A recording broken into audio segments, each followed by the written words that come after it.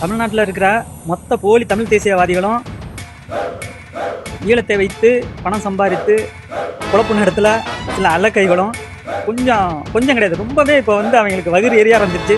அடுத்து எதை வச்சுட்டா குழப்பு நடத்துன்னு பேசிட்டு கிடக்குறாங்க. என்னன்னா வேற ஒன்றும் கிடையாது. முத்துக்குமார் அவர்களின் நினைவு நாள் அன்று எழுச்சி தமிழர் டாக்டர் தொல் திருமாவளவன் அவர்கள் மேடையில் ஒரு அறிவிப்பு செஞ்சார்.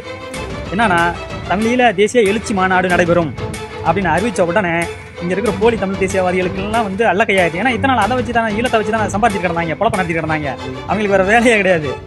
வந்து தமிழ் நலத்தை பற்றி பேசுகிறோம் அப்படின்னு தான் சொல்லுவாங்க. ஆனால் முழுக்க ஆர்எஸ்எஸின் கைக்குலிய, சரிங்களா? தமிழர்களுக்காக பேசுகிறது கிடையாது.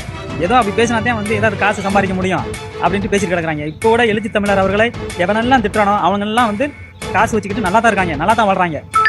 தலைவர் பேரை சொல்லி போய் தின்னுட்டு போகட்டும், தின்னுங்கடா அல்ல கையில். வேறு என்னத்தை தான் திம்பிங்க? மிஞ்சி போனால் எழுச்சி தமிழர் அவர்களை திட்டுவதற்கு நீங்கள் எடுக்கிற ரெண்டு வார்த்தை, ஒன்று 2 சீட்டுக்காக நிற்கிறாரு, அடுத்து வந்து இந்த ராஜபக்சேவோட கை உழுக்கினாரு. இதை தவிர வேறு ஏதாவது சொல்லுங்கடா எல்லாத்துக்கும். ஏன்னா ராஜபக்சே உயிரோடு தான் இருக்காரு. அந்தாலும் உயிரோடு இருக்கும்போது தான் எங்கள் தலைவர் வந்து இங்கே என்ன நடந்துச்சுன்னு நேரடியாக பேசினார். சைமனை மாதிரி ஒரு ஆள் செத்தா பிறகு நான் தான் அவர் கூட வந்து மடியில் படுத்தேன், உருண்டேன்.